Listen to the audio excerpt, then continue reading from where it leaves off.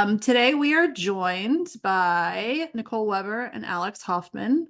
Both of them were designers at SU who graduated in 2019. I always say Nicole was a huge hustler back in the day and was doing like t-shirts and all kinds of stuff for people and getting bad contracts and all kinds of Oh fun yeah, I stuff. came to you about that. I remember that. Moved over across the bay and started freelancing and working for others along with Alex. And now they have a design studio where they work on visual identity systems for clients from around the US. So, Nicole and Alex, why don't you take it away? Okay, so I'll give you guys a brief overview of kind of what our company is, and then we'll go into our stories and kind of how we got to where we are now and how our paths cross again too. We specialize in logo and brand design, and we work with a wide variety of clients all over the world. There's a team of 3 full-time designers, me and Alex included, and then we have 1 part-time admin. So that's our whole agency. I am the owner and one of the lead designers. And then Alex, do you wanna? Yeah, I'm Alex. Hi. I am the other head lead designer for the company, and I kind of just help with new concepts. I help with revisions on existing clients. So yeah, I kind of am like Nicole's right-hand man. Yeah. We collaborate together on a lot of things and it's really great. So, and she joined summer of last year, right, Yeah, Alex? last summer. Yeah. But yeah. Cool. So some of these photos on this slide are like some big moments along the way. So yeah, I'll just get into my story. So I always loved art as a kid and I heard of graphic design and knew that's kind of the way the world was going, very technology based. So I went to Salisbury for graphic design. I did have most of my design classes with Alex. And I remember we would sit together a lot and even joke about one day like having the agency together. We were like, that would be so cool. And so then senior year, I worked as a graphic designer at UFC. Is it still called UFC? Charleston is shaking her head, so I guess Okay, that's what it's okay. called. I was a graphic designer there while also working the front desk. So I got kind of a lot of clients through word of mouth there. 2019 graduated and I ended up getting a job at a local radio station as their designer and photographer. And I thought that was the end all be all. I loved it at the time and never saw myself owning a business. But then 6 months into that job is when COVID hit. So they completely got rid of my position altogether and was trying to find a job in the midst of COVID while also doing freelance work. And then a few months into the job hunt, I got a job as a junior designer working at a marketing agency. And about 6 months into that job, because my client work was picking up so much, I left to pursue the business full time. And at the beginning of it, I was also doing a lot of like mural and canvas paintings and stuff too. So it wasn't just digital art.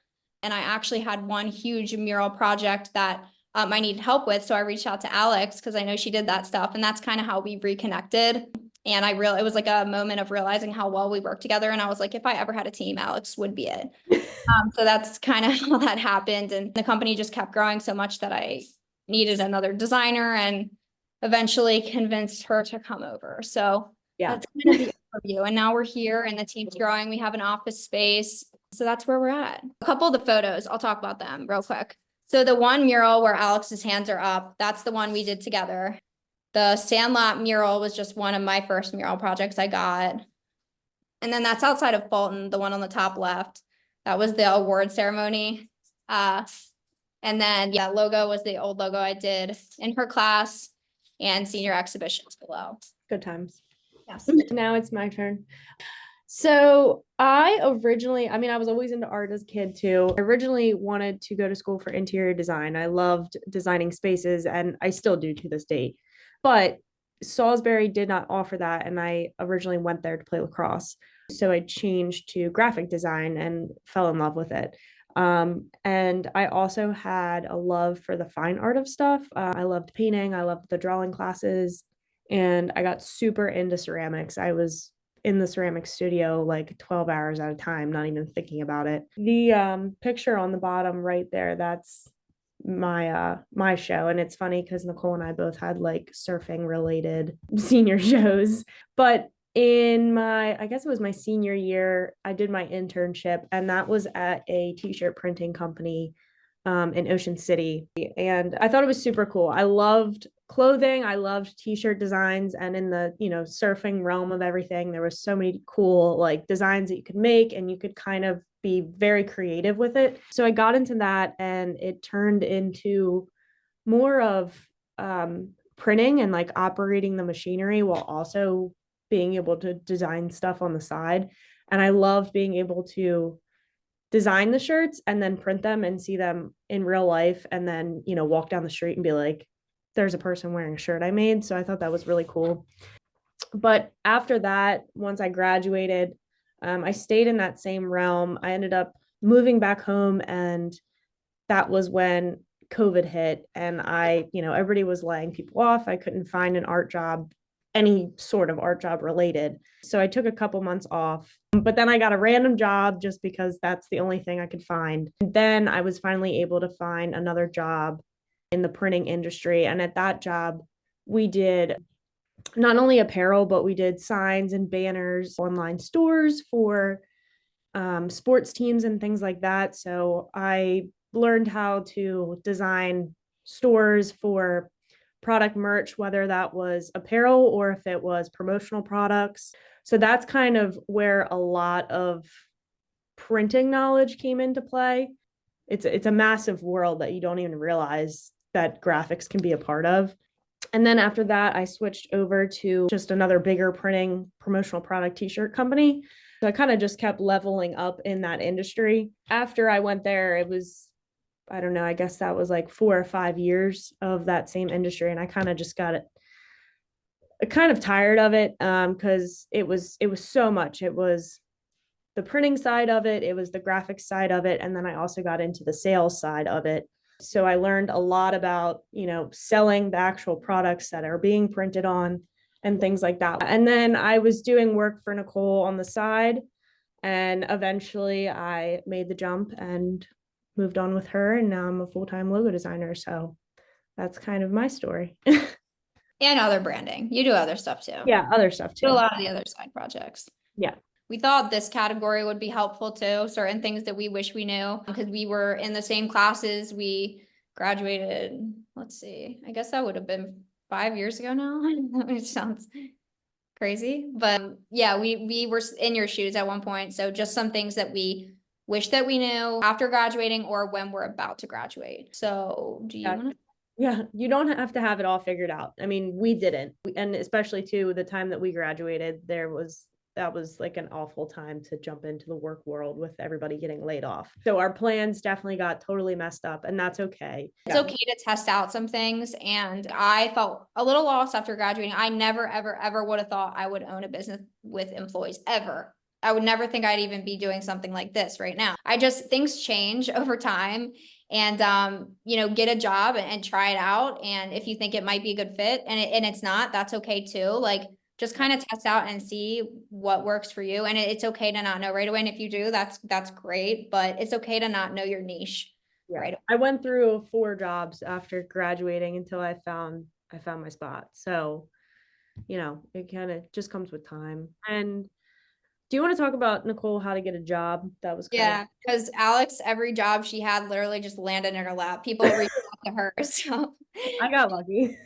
she told me, she's like, I have no experience in this. I'm like, okay, well, I can help with that. Since everyone's just recruiting you, I guess. So for me, something that I found, because I was looking for a job during COVID, and that was really, really tough, is to stand out. Do not just use the huge sites and put your application out there like Indeed, ZipRecruiter, all of those, and just wait for a reply back. You have to do more than that. And I mean, you might get lucky, and that's great. But like, I remember when I was doing that at the beginning, it was like I was 1 out of 200 plus applications. I didn't have experience.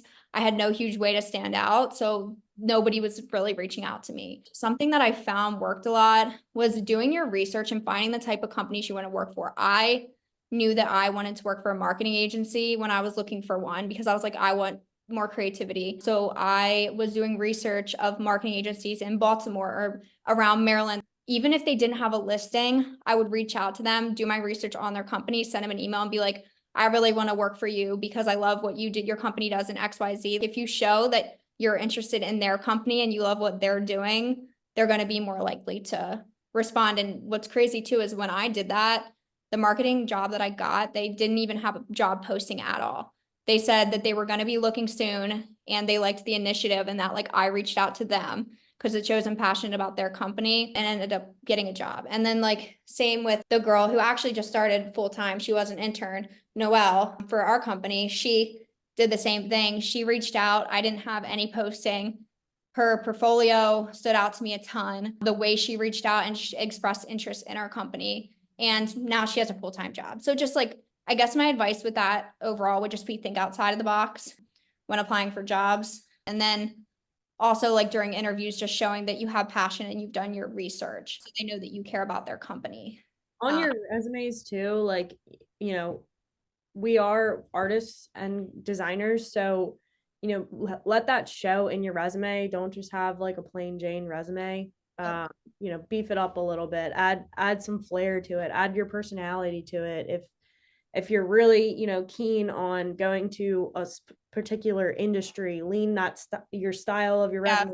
You do not need to say every single job you've had for your whole life, like you're a babysitter, you worked at McDonald's, this and that. You don't need to put everything in your resume. That's an overkill. If you think it'll help the job you're applying for, put it in. But resume is a big way to stand out too. There have been a lot of applications I've gotten for people interested in jobs or internships.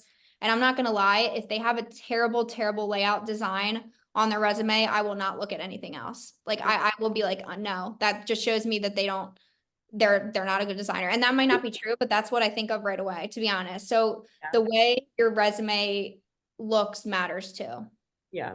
A big one is if you're doing any sort of freelance work, even it's for a cousin or a neighbor or someone who's a friend of a friend, always, always, always get a deposit. There's been so many times Nicole and I have been burned by somebody who, you know, we did 8 hours worth of work for them and then we didn't get paid anything because they said they didn't like it, or, you know, just something stupid like that.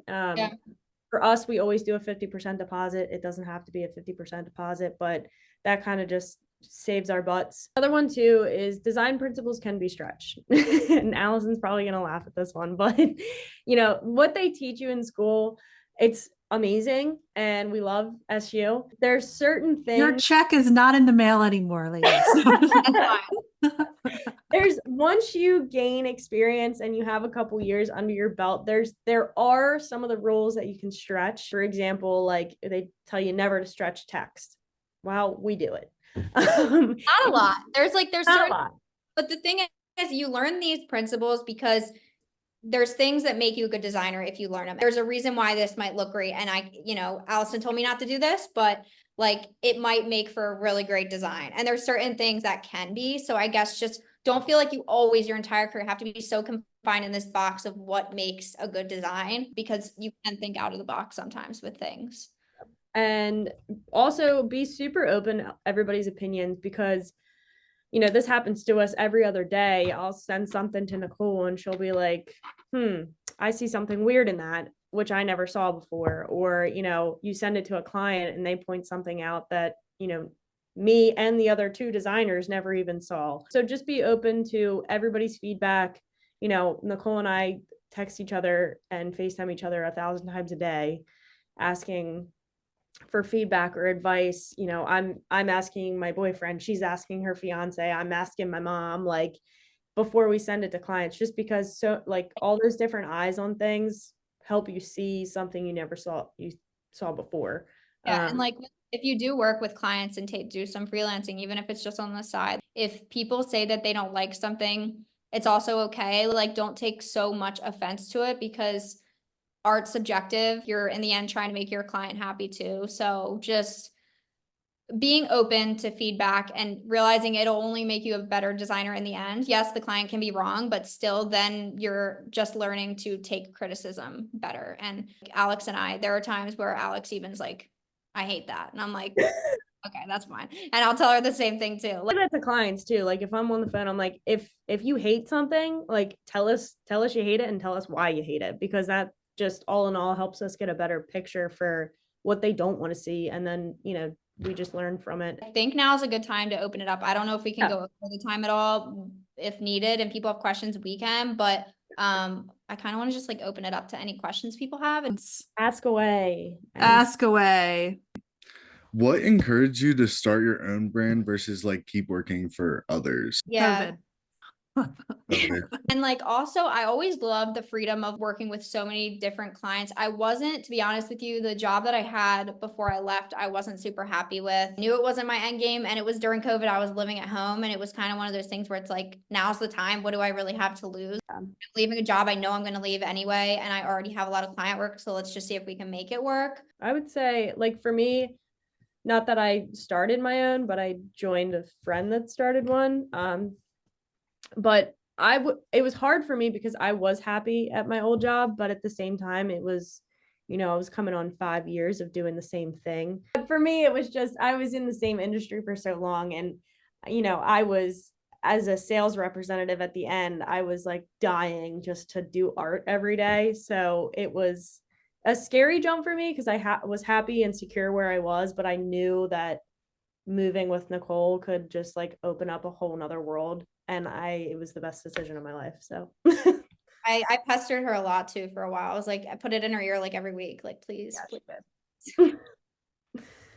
When you're talking about like having to like charge people, even if it was like for commissions or freelance, was there any like set prices that you would do on average? I guess it depends on the project and what kind of thing you're doing. And I will tell you what I started charging, and I don't recommend it. To give you an idea, like some of my first projects, I was charging like $50 for a logo, which is actually very, very, very low. And I'm not saying I recommend that at all, but I guess I'm just saying like everyone starts somewhere. If you're just trying to get some extra money on the side and you don't have much of a portfolio built up and you're just trying to make a few extra bucks, or you're still living at home and don't have many bills to pay. I mean, it really varies per person and kind of what other expenses you have to. yeah, and if you really are unsure, like there's going to be some projects that you're like, you get all the details and you're like, I have no idea how long this is going to take me. So that's a great, you can do charge by the hour, and you want to get paid $50 an hour. That's at least a start.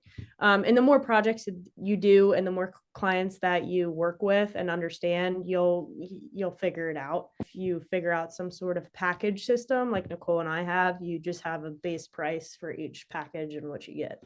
Yeah. Hi, I was just really interested about the social media aspect that you guys have with advertising your business. I actually just saw your Instagram account and I loved it. I was looking at it while you guys were talking. I was just wondering what the biggest challenge was of getting like a platform starting out with a new business. Yeah, I mean, I am gonna say there's definitely luck involved, and there always will be. There are some people that post really, really consistently and post videos on TikTok and Reels, and they don't get the traction. But consistency is huge, and then also finding your niche. One thing that we've kind of developed over time is having a specific cadence, like a specific style video that when people see it, it's always the iPad sketching first, and then moving into showing it on a computer and the same location every time. There's just certain things that you can do and do something unique that people recognize your videos, and staying consistent with it, I've noticed, is huge too. Also, as uncomfortable as it can be, just not being afraid to show your face and your personality and talk in the camera. It's really awkward at first and it gets easier, but like just so people understand the face or faces behind the company. Yeah. And you just have to be consistent, keep posting. And I'll also say too, like I was posting kind of for fun because I liked editing on TikTok, and I had a plumbing logo that I thought was not even that. I mean, I liked it, but I put a process video up, and that was the first video that blew up, and I was like, oh my gosh, this is crazy, and that's what gave the momentum. And then since then, it kind of like continued, but it really was. It just took one video. It was a random one, and it can be luck, but consistency is big. What was your number one like favorite project of all time? Like, even if it was difficult, like what was the one that you were like, this is it, Clandestina was one That's that one of my favorite. because the branding was just really fun. The pattern was really fun. Like we were, everything was very open. So my favorite ones to work on are usually dog related. They end up working out that way. Mine, the dog brewing, it was like a combination of a husky that was actually the owner's husky along with a hop, and like combining it in a really cool way. I love that one. I just love designs that are simple but just strong and memorable. Those are like my favorite type. I'm more so on the like vintage kind of style. Yeah, I liked Moody a lot. But like Dick Wolf's Garage, I had a really fun time with. But it was just I'm more illustrative. So I was able to like really draw something out, and it was this like vintage style that I love. What's cool is we both do have different styles, and a lot of times some of our best work we feel like is the ones where I'm like, okay, I'm stuck, but I feel like my concept's here, and Alex takes it and then we do it. It's like this fun collaboration that a lot of times leads to the best logos in the end. How much time do you put into social media? I would say like 3 to 4 hours per post usually. And how many posts do you do a week? 2. Like I feel like Alex knows this. I'm at such a slump with the social media now because I'm like, we're so busy with client work that I'm just like, oh, it feels like a task I just Hard. Yeah. do.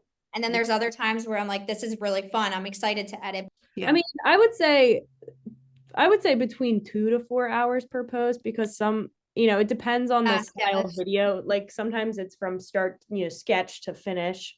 Yeah. But other times it could just be, we're pulling this in, this. Yeah. In. But like, for example, this one was so quick that we did recently. It was Yeah, just, we just, like, it was dragged. just moving in a visual identity into it. That took me maybe an hour, maybe hour and a half to put together. And that was cool. Like, I liked that. And I guess the 3 to 4 hour time frame also includes like me making the mock-ups to post on the Instagram video, and Nicole editing it, and Nicole taking the actual video of herself on the computer or the iPad. And the voiceover and finding the right song to pair with it that actually takes. Yeah, so it is a lot. It definitely is a lot involved, but it's 1,000% worth it because that's how we get. Yeah. Right. If you think about it, that's like a full day's work to do 2 posts. Yeah. In essence. It'll be like 3 hours before I hear from Nicole, and she's like, sorry, I'm in the middle of editing a video. Jesus. When I text her or text people and I'm like, sorry, I'm in the middle of filming a TikTok, I feel like people think I'm doing like the TikTok dances. No, I'm actually working, I swear.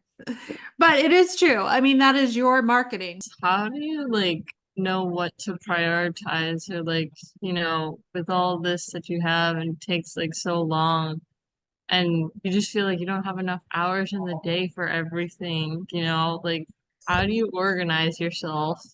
If it's just you starting off, it makes it easy if you give your clients timelines. So if you're like, hey, I can get this back to you in 2 weeks, and the next person you say, hey, I can get this back to you in 2 weeks, and then that way you have some sort of a date to follow. And then like for us, we say our revisions could take 1 to 3 business days.